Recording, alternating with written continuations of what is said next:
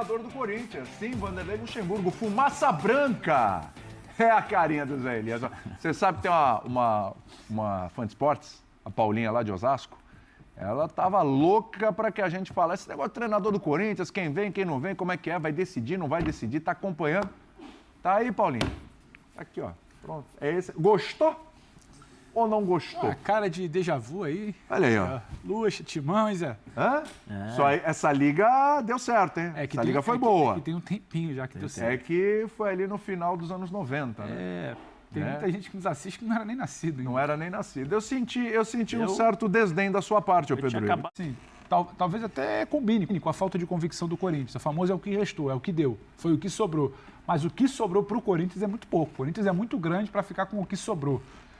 A gente vê aquela imagem, a gente até brincava que foi o Luxemburgo da época de 90, final da década de 90, início do século, você trazer um Luxemburgo era um outro peso, era uma outra conversa. Talvez até a primeira década ali. Hoje, você ir buscar um Luxemburgo que você não sabe se está no mercado, se não está, o que está fazendo, é uma sensação de o que restou para um clube completamente perdido, sem rumo, e que eu nem sei se sabe o que é com o Luxemburgo. Se é simplesmente só um nome ali para tentar trocar um pouco o foco, porque o Luxemburgo ele tem disso. O Luxemburgo ele vai atrair, ele vai puxar para ele esse foco, esse holofote, ele vai dominar no peito, tentar blindar um pouco ali o grupo, tentar ser um pouco mais essa caixa que talvez nem Duílio tenha nesse momento. Agora, só para isso, eu acho que é muito pouco para um não projeto de futebol que o Corinthians segue sem ter aqui. Vamos lá, Bubu. Se falou então no Mano, o Tite, obviamente, então vamos para os outros. Se falou no Mano, se falou no Roger Machado e pintou o Luxemburgo. Eu li que, pelo menos, o sondagem também teve com o Vojvoda. Tudo bem. De nome especulado, sondado. Isso, era o... Não vou dizer o pior, mas era a última opção mesmo? Teria sido sua última opção também? Não, última opção não. Sempre tem opções piores, né? Sempre tem opções melhores. Não, mas das que foram colocadas à mesa. Eu acho assim, por exemplo, eu sou muito fã do Mourinho, né? Sim. Eu gosto muito do Mourinho. Gosto muito do Ancelotti. São dois técnicos veteranos, muito vitoriosos, mas que a gente vê aqui e acolá o pessoal aposentando a carreira desses caras. Aí, o Ancelotti tá no Everton, aí tá no Napoli, tá vendo? Lá já não é mais técnico de ponta e tal. Aí ele volta pro Real Madrid, onde ele tinha feito um belo trabalho, passa a ganhar quase que tudo praticamente com o Real Madrid. Tá vendo? O Ancelotti é um gênio. Você pode pegar o exemplo do Filipão aqui. Então o Mourinho, as pessoas não, porque o Mourinho não sei o quê, tá? O Mourinho vai, ele foi pro Tottenham, vai pra Roma. No Tottenham ele levou o time pra uma final da Copa da Liga, demitiram ele na semana da final. E ele ganhou um título com a Roma, que não é fácil. É o primeiro título internacional oficial da Roma, Sim. que foi a Conference, e já está na semifinal da Liga Europa com ela. Pois é. Aí, não, o Mourinho está vivo ainda. Acho que ele ainda tem lenha para queimar, ainda é brilhante treinador, mestre de tática, tal, não sei o quê. Então, o técnico, para mim, a idade avançada não é problema. Muitas vezes, inclusive, é solução. A experiência do cara, o comando que tem. Que foi campeão com a Espanha. Del Bosque? Del Bosque? Quantos anos ele tinha na época? O Del Bosque começou a carreira... Eu lembro no Mundial 2000 aqui, que o Corinthians ganhou, eu cobri o Real Madrid na fase de grupos, depois eu cobri o Corinthians na final. Aí era o começo do Del Bosque, né? Ele demorou para a carreira de treinador. Mas quer dizer assim, então, o fato de ele ser um técnico da velha guarda, ter uma idade avançada e tal, para mim isso não é problema. A experiência que ele tem acumulado no futebol, o currículo dele. Ele foi o último título dele... relevante para muita gente não é, para outras é sim, ele ganhou o Paulista em cima do Corinthians, né? Foi o final de 2020, Palmeiras e Corinthians, ele foi campeão. Mas aquele time do Palmeiras poderia jogar mais, o Luxemburgo não conseguiu extrair muita coisa. Ficou sempre essa sensação. Mas o Palmeiras ficou muito tempo sem ganhar o Campeonato Paulista, né? Ele tinha vencido, engraçado, né? Desde o início da fila, em 76, o Palmeiras só ganhava a Paulista com o Luxemburgo, ganhou em 93, 94, 96, 2008 e 2020. Foi voltar a ganhar agora com o Abel. Não, assim, então, o currículo dele é impressionante. Tem uma lacuna que eu acho importante, que é título internacional com clubes. Se pegar muitos técnicos muito abaixo na história do Luxemburgo, ganharam Libertadores, Copa Comebol, Sul-Americana, Mercosul, Mundial de Clubes e tal, e o Luxa não conseguiu isso.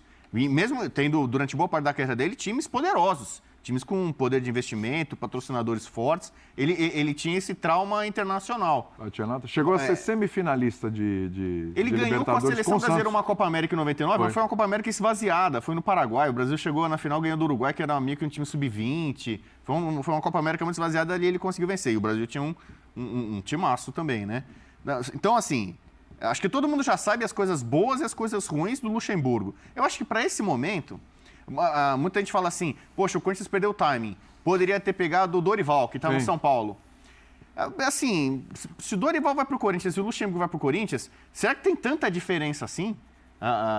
O currículo do Luxemburgo é muito mais pesado do que o currículo do Dorival. Só que o Dorival currículo tá do Luxemburgo está baseado em coisas que estão mais lá atrás do que no currículo do Dorival. Então, o Dorival é o atual ainda campeão da Libertadores e da Copa do Brasil. Tem o presente, tem tal. Mas assim, o elenco vai ser o mesmo.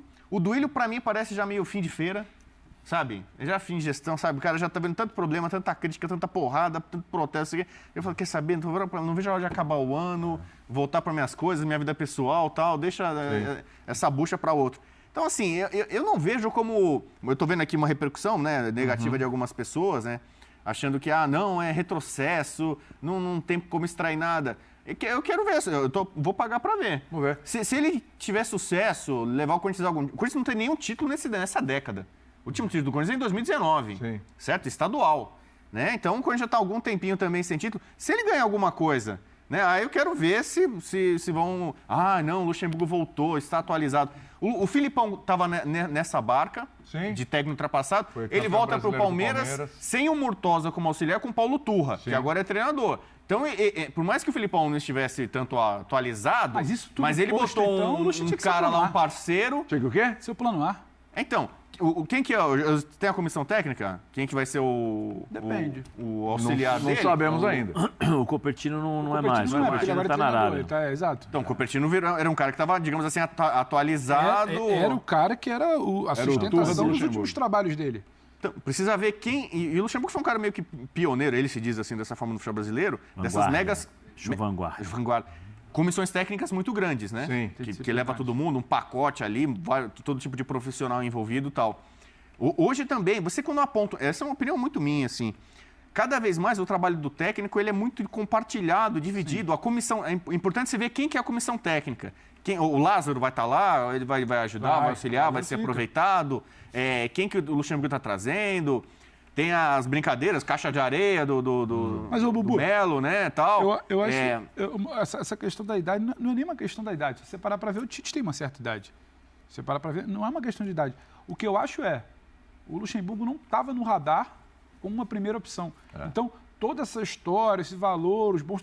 Não foram levados em consideração na busca do Duílio. O Duílio pensou no Tite, o Duílio pensou no Mano, o Duílio pensou no Roger. Aí quando ele foi começando a ficar sem opção, terça-feira já vai ter que ser o Lázaro, né? Porque o Danilo não pode assinar súmula na Comebol, quando tem a licença própria. Quando ele foi ficando sem opção, o Luxemburgo, não é a história do Luxemburgo, mas a figura do plano D é uma coisa, é o que restou. É quem vai topar. Não é que o Luxemburgo não pode vir a dar certo. A gente não pode bater martelo nenhum. Tem gente que fala que, você lembra, no Vasco... Só que a sinalização do Duílio eu não pensei no Luxa como A, como B, como C, pensei na C, mudei de ideia. Era o que tinha para hoje. Exato. Era o que tinha para hoje. O Luxa chega com isso aí. Então, acabou. Vamos pro break, que a gente tem que falar do Fluminense já na sequência com o Rafael Marques, está pedindo passagem, né? Vai trabalhar ele. Tem gente que elogia o Luxa no Vasco e no Cruzeiro recente. Impediu a queda para a Série C do Cruzeiro e no Vasco.